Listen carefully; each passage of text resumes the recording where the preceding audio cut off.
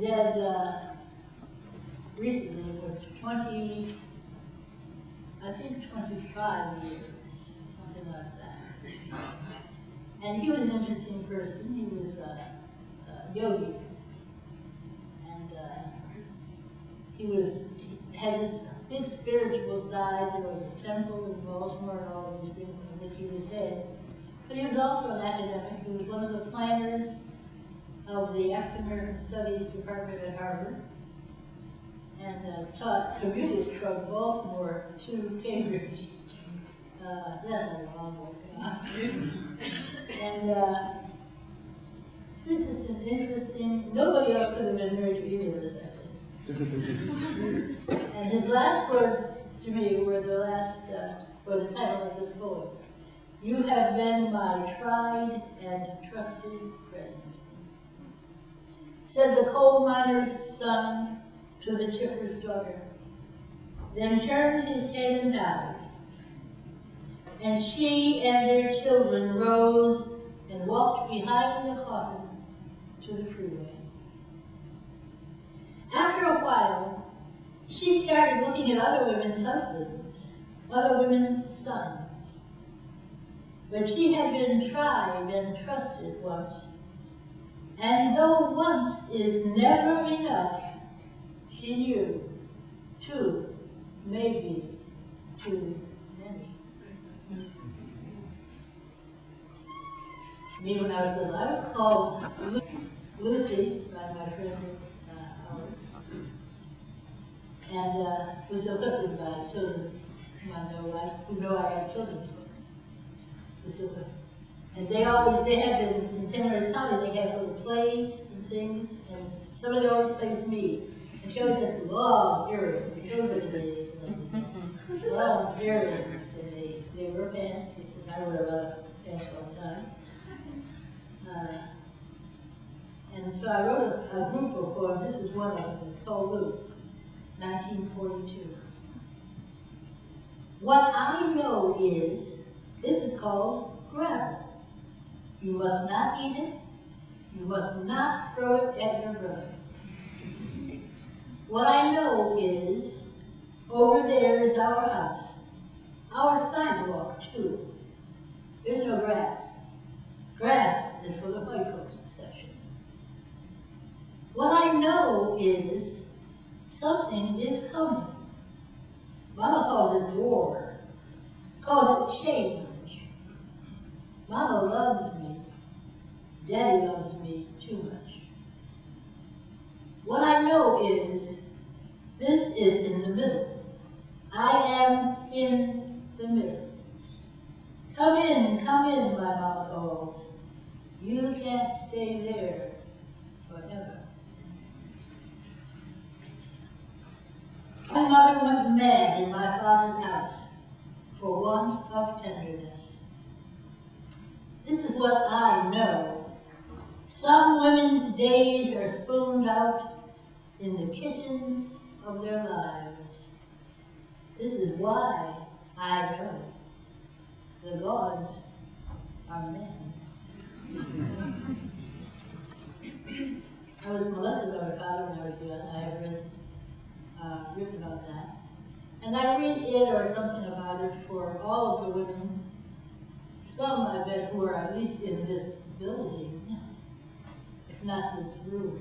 If I say in this room, everybody look around trying to see who was molested.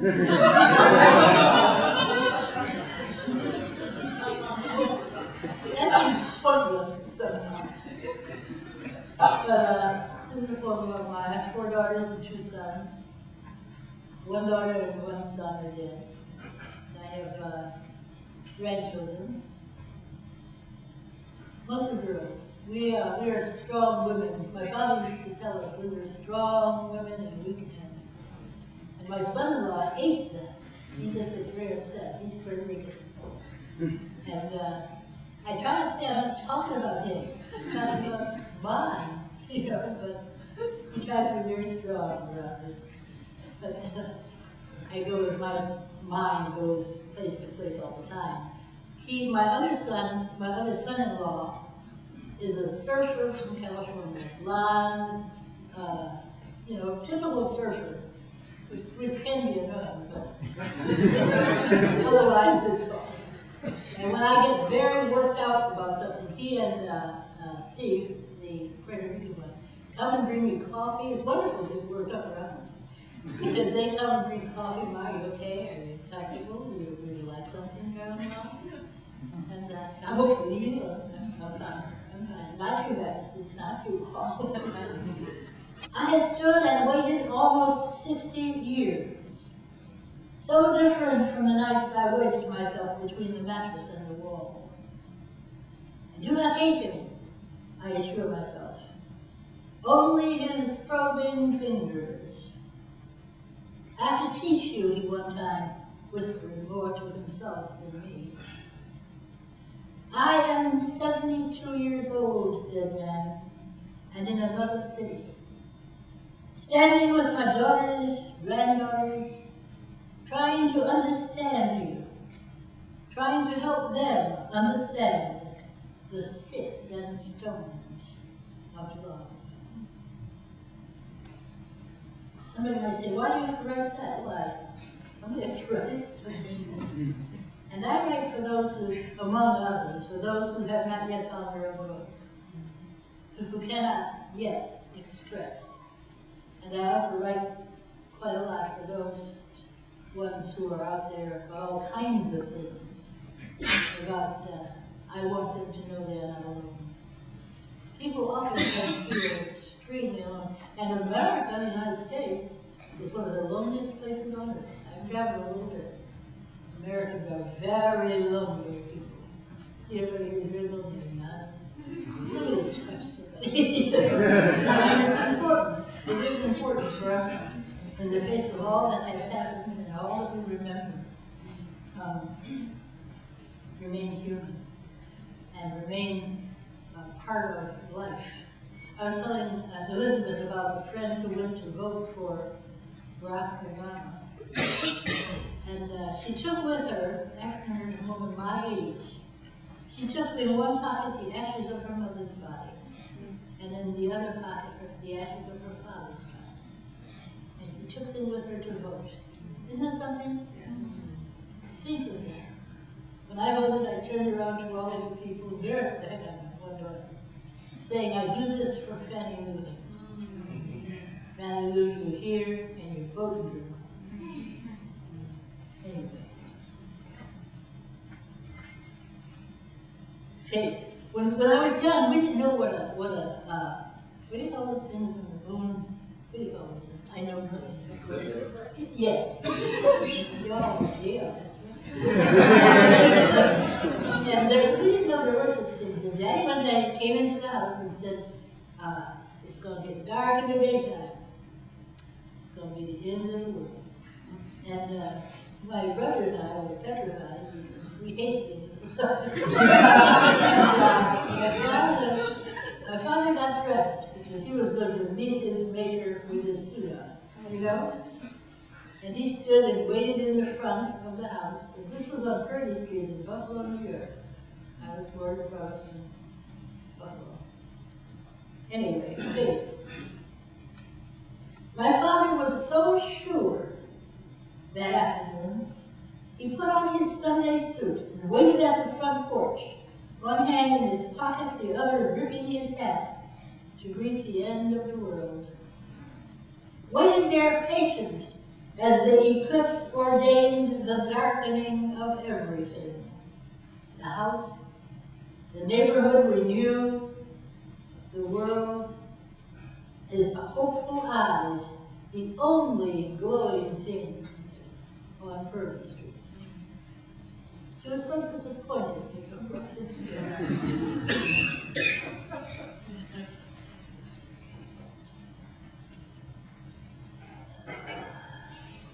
There are 4 godchildren. 2 are Hindu from Delhi, and 2 are that friend Kathy's children, who are Jewish. Their father's Jewish, and their mother is actually an ex-nun.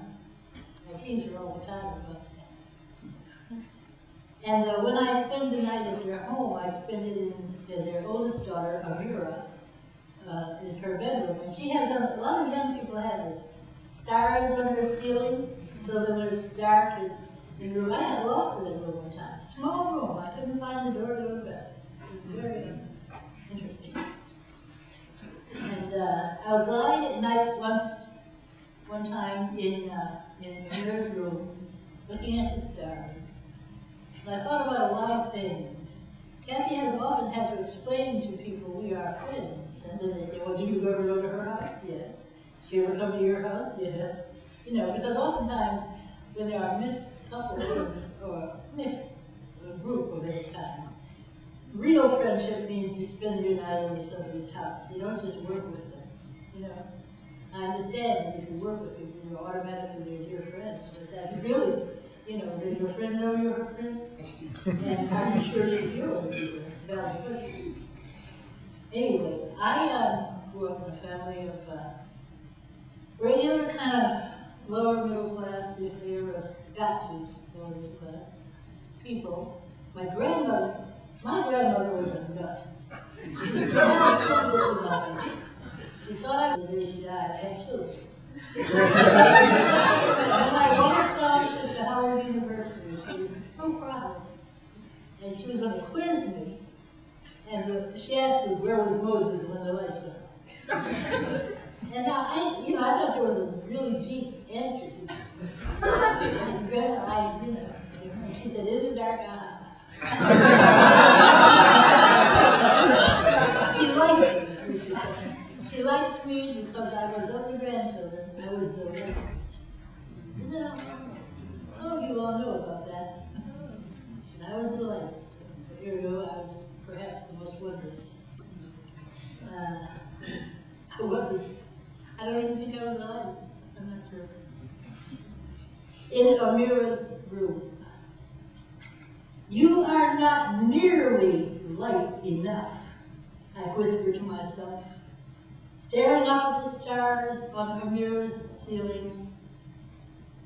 You are my lightest grandchild, she would smile. Crazy lady who loved me more, of course. Shining among my cousins and my Mary Janes, sure that I could one day lift from the darkness, from the family holding me to what the world would call unbearable. I lie here now, under my godchild's ceiling. Grandma's gone, cousins all gone, but the dark world still smug, still visible among the stars.